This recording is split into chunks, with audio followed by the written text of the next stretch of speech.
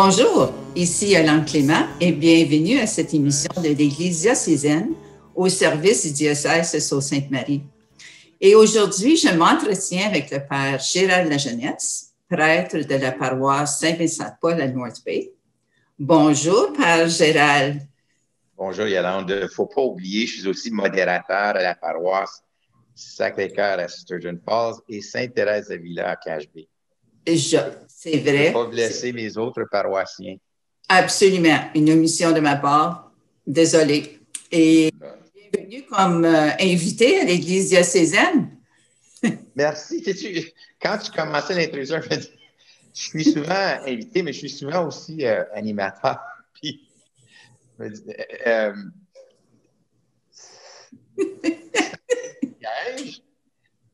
Puis, c'est ça, il faut toujours que je me concentre dans, OK, dans quel siège suis-je aujourd'hui? Oui, puis ça fait depuis toujours que tu es animateur à l'Église diocésaine. Je pensais à ça, là, presque 39 ans des 40 ans. 30 ans des 40 ans. 39 ans, oui. Et les premières émissions remontent à 82. Pas mal du début. Alors, aujourd'hui, tu es l'invité. OK. Alors, si je te représente, tu me le diras, d'accord? Il n'y a rien là. Alors, aujourd'hui, nous finissons le mois de mai, le mois dédié à Marie. Et on pensait que ça serait approprié de parler non seulement de la Vierge Marie, mais aussi de son époux, Saint Joseph, et également de Marie et Joseph comme couple.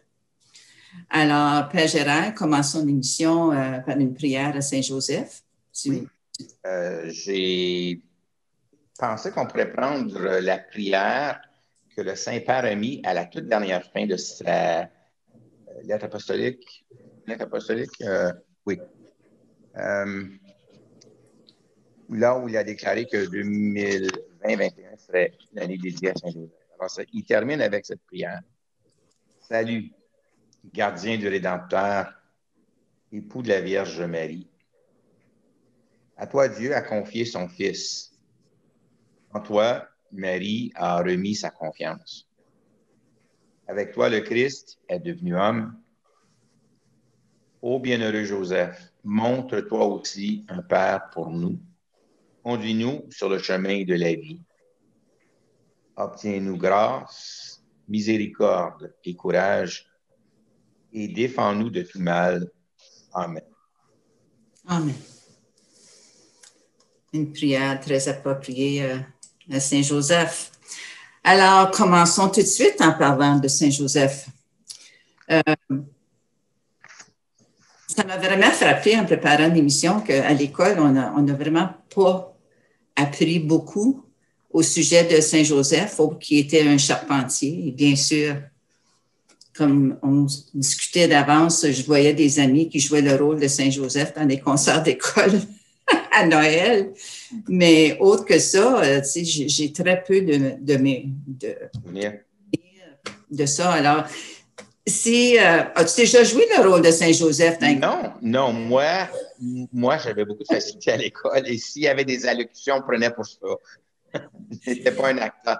J'étais pas maître de cérémonie, mais ça fait longtemps que je suis en avant, mais s'il y avait des allocutions à faire, c'était moi. Alors, pas de rôle de Saint-Joseph pour moi. C'est drôle parce que là, maintenant, tu es à la télé depuis 39 ans. Oui, c'est bien pour dire. Oui. Alors, dans une vidéo que j'ai visionnée, j'ai entendu cette citation qui m'a beaucoup frappée. Ça disait que Joseph était l'ombre sur terre du Père au ciel. Mm-hmm.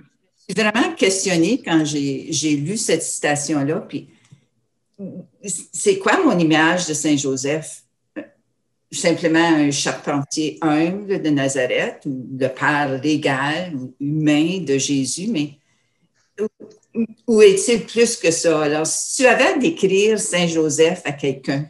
Bon, bien, jusqu'à cette année, je dois dire que je ne m'étais pas tellement arrêté. Moi, j'ai demeuré à Montréal, comme tu sais, puis souvent, la visite que j'avais voulait aller à l'oratoire Saint-Joseph. Alors, j'y suis allé souvent. Mais il y avait un petit, on va appeler ça un diaporama, c'est pas vraiment un diaporama, mais c'est l'image qui. Mais je me souviens plus ce que c'est.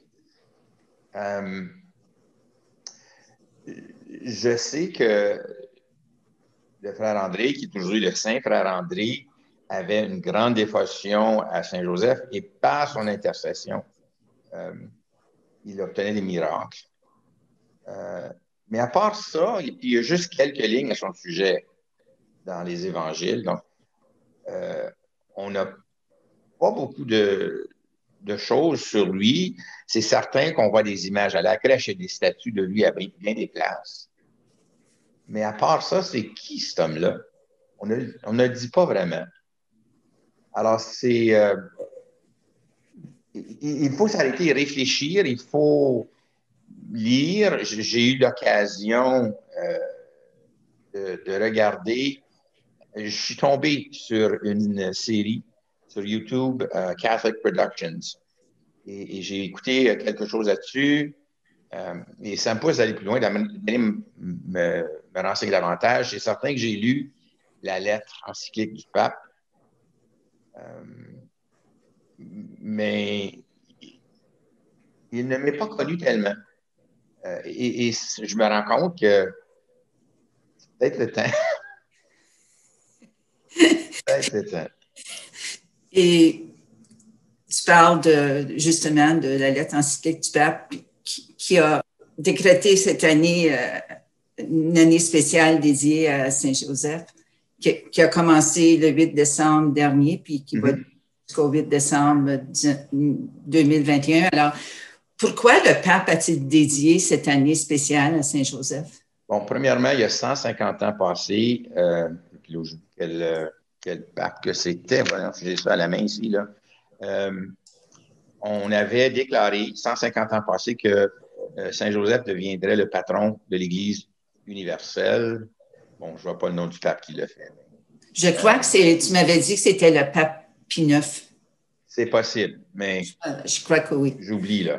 Oui, c'est bien correct. Et puis, alors c'est pour souligner ce 150e anniversaire. C'est peut-être bon de se le rappeler parce que il est surtout folklorique dans l'esprit de bien du monde. Hein? Pourtant, c'est autre chose.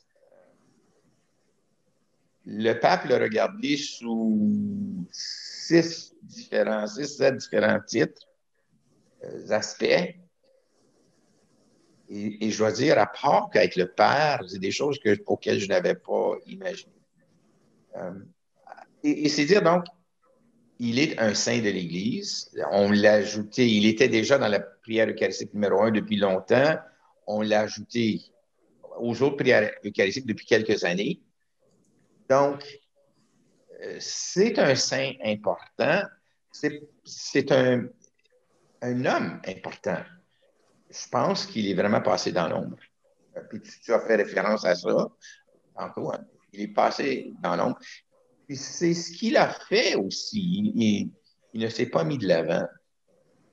Ça nous oblige à aller à sa recherche. Puis le pape souligne que c'est vraiment un homme qui passe inaperçu. Oui, Père dans l'ombre, écrit-il. Et Joseph, tu le dis, est pour Jésus l'ombre sur la terre du Père céleste. C'est lui qui est de... Puis moi, j'aime ça parce que une chose à laquelle je me réfère souvent, c'est le premier chapitre du livre de la Genèse, donc les premières pages de la Bible, hein, où il est écrit « Dieu nous a créés à son image et à sa ressemblance ». Moi, j'y crois beaucoup à ça. Beaucoup, je m'y fais référence, j'y fais référence assez souvent. Parce que j'essaie d'être l'image de Dieu. Bon, je ne dis pas que je le suis. Mais c'est ce qui m'inspire. Alors, le pape a souligné que Saint Joseph a été pour Jésus une image du Père. Alors, s'il l'a été pour Jésus, il peut l'être pour nous aussi. Puis ça, c'est une image importante durant cette pandémie de comprendre l'importance d'un père durant ces temps difficiles.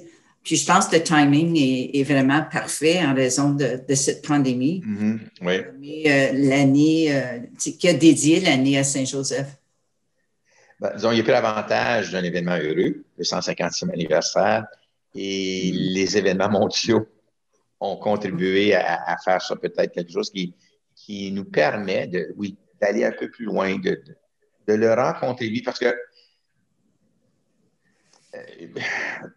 chaque fois qu'on parle de Marie, Marie ne porte pas l'attention sur elle-même, c'est toujours pour que nous la portions sur son fils.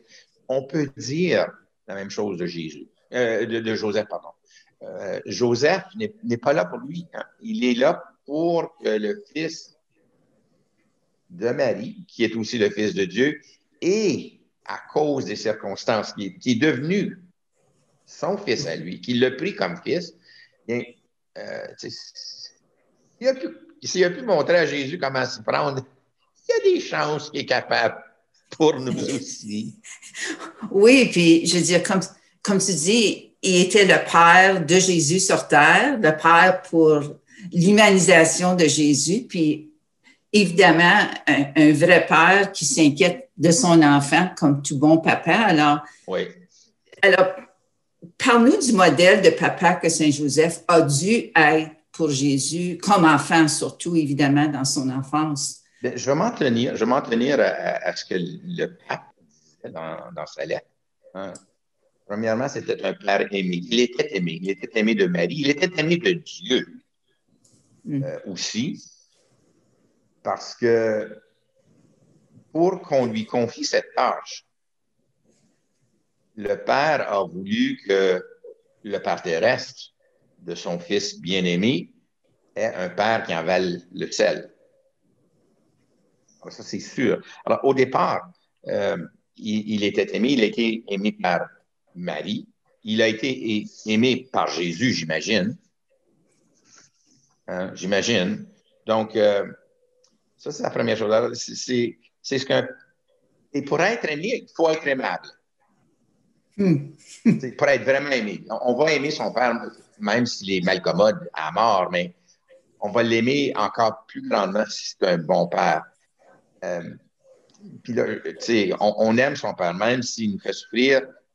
Je parle de certains pères, ça, je l'ai vu dans les rencontres que j'ai faites avec d'autres. Mais les gens qui ont eu un très bon père, l'amour est différent.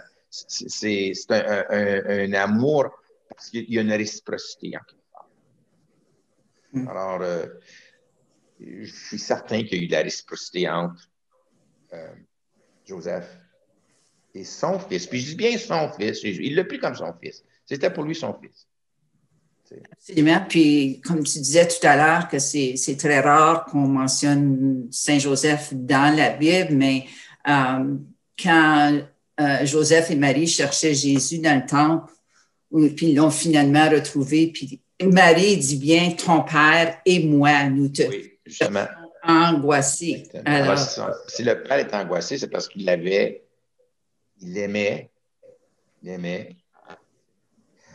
Ça, c'est la première partie que le pape aborde. Ensuite, il parle dans la tendresse. Parce qu'il a, et ça, c'est tiré de Saint-Luc, hein, parce qu'il a contribué à ce que Jésus grandisse en sagesse, en taille et en grâce. Je rapproche ça encore une fois de Genèse 1. Nous sommes créés à l'image et à la semblance de Dieu.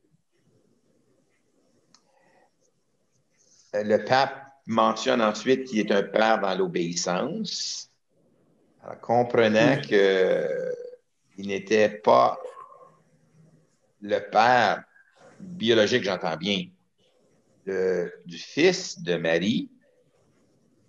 Joseph a quand même... puis n'oublions pas, là, il avait projeté de rompre les fiançailles en secret pour ne pas donner une mauvaise réputation à Marie. Donc déjà, il est très soucieux. Il est très soucieux, mais quand même. Et c'est dans le songe qu'il reçoit qu'il obéit. Hein, n'aie pas peur de prendre chez toi Marie, ton épouse. Alors, il obéit. Il obéit encore dans les songes quand on lui dit de fuir parce que Hérode cherche à faire mourir l'enfant. Et quand il est revenu. Donc, et Jésus a été obéissant au Père. Hein? Si c'est Père, c'est possible, éloigne de moi cette coupe, mais non pas ma volonté, ta volonté. Et Jésus a pris cette obéissance-là, Joseph, qui était, nous dit Saint Luc, un homme juste. C'est un père dans l'accueil. Il a accueilli Marie, alors que, tu sais, au départ,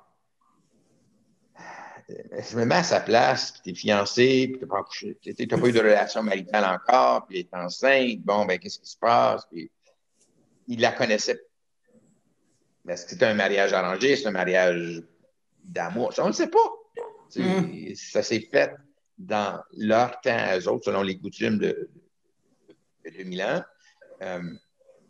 Mais il l'a accueilli. Il l'a accueilli avec tout ce qui s'est ensuite après. Parce que la mariée, finalement, ça a apporté des difficultés. Il a fallu qu'il parte. Il a fallu qu'il protège cet enfant-là. Alors, il a accueilli Marie et tout ce que ça a apporté.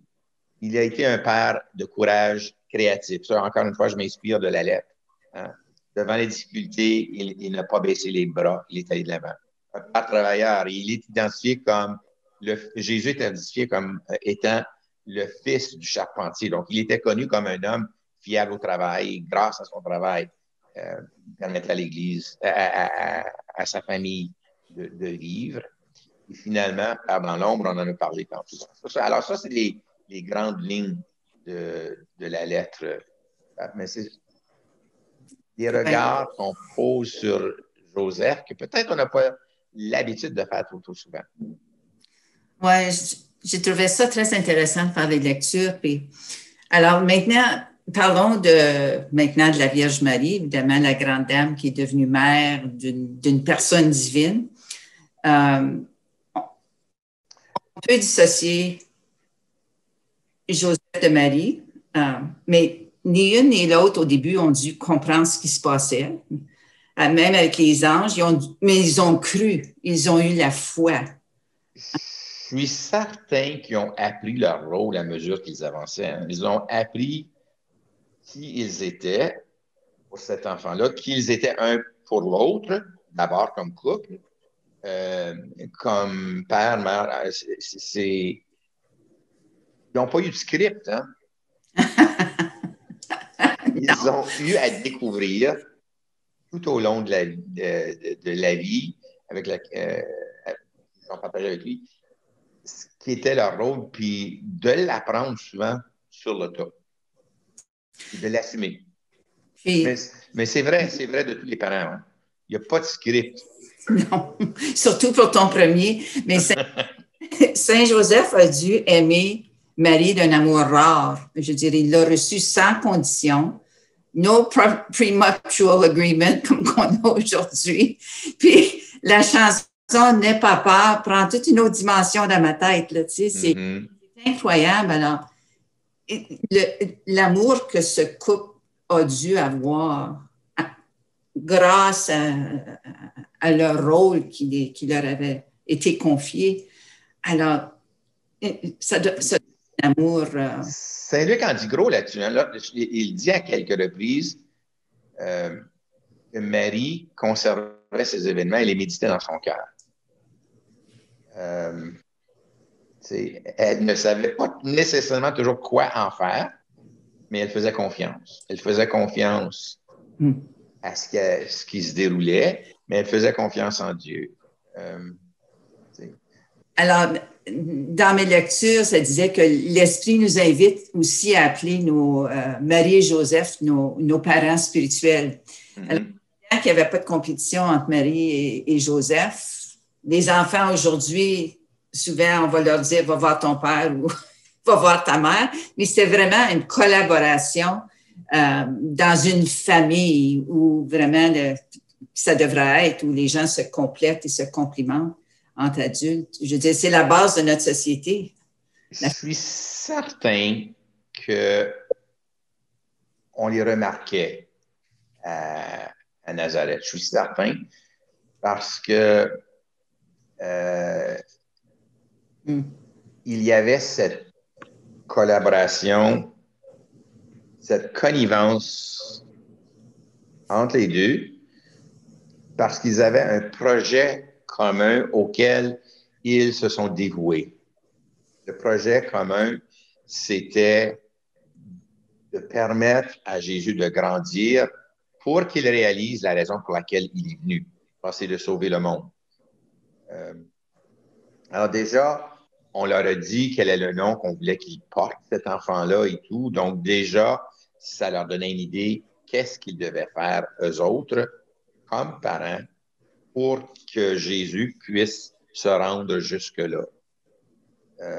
Bon, c'est à se poser la question, en ont-ils discuté un avec l'autre ou est-ce que c'est venu spontanément? Mais ça, on ne le saurait pas, on ne peut que spéculer là-dessus. Mais quand même, c'est comme un couple. Moi, je me souviens, enfant, mon père était payé toutes les semaines, puis mes parents s'assoyaient à table et disaient, OK, comment est-ce qu'on dépense cette paye-là?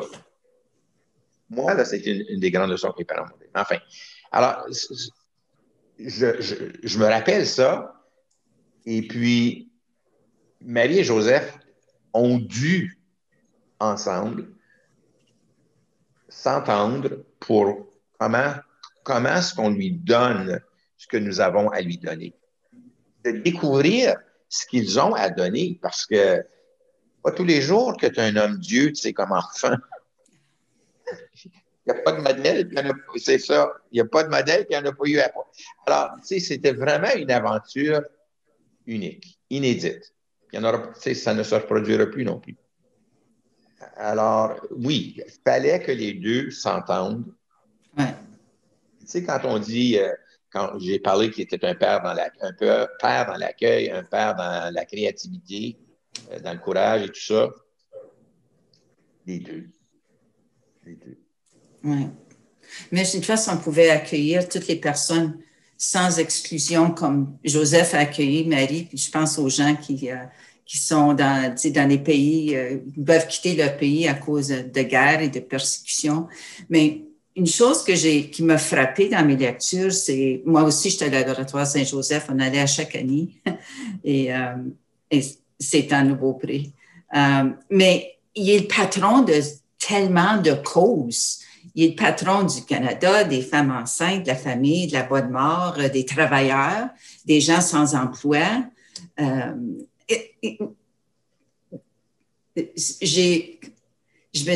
me suis posé la question, comment peut-il être le patron de tellement de causes quand il était un homme dans l'ombre? Tellement simple. C'est probablement parce qu'il a su donner son cœur. Il a su écouter et répondre aux situations telles comme elles se présentaient. Mais, tu sais, je retourne à ce que je disais tantôt. Hein, Saint-Luc nous dit, Matthieu, nous dit, Jésus était un homme juste. Et être un homme juste, ça veut dire ajusté sur Dieu. Et le fait d'être ajusté sur Dieu, ça fait toute la différence. Tu sais que tu peux compter sur lui, puis il ne te laisse pas tomber. Marie aussi. Je me demande, qu'est-ce que tu penses que Saint Joseph pourrait nous dire aujourd'hui? Restez chez vous. Tu parles à un microbiologiste ici, donc je suis certain que ce qu'il dirait vibrerait ce que j'ai dans le cœur. Soyez prudents, courage, on va s'en sortir. Ça, j'en suis convaincu. La pandémie, c'est pas pour toujours. Elle peut durer longtemps. La peste, ça n'a pas été juste des 6 mois, hein. C'était quelques années, plus qu'une fois. Bon, j'espère que ce n'est pas le cas maintenant. Heureusement, on a des techniques qui nous aident, mais continuer à collaborer comme des collaborer pour les vaccins, d'abord les chercheurs, mais les familles entre vous. Ça ne devrait pas être juste les chercheurs.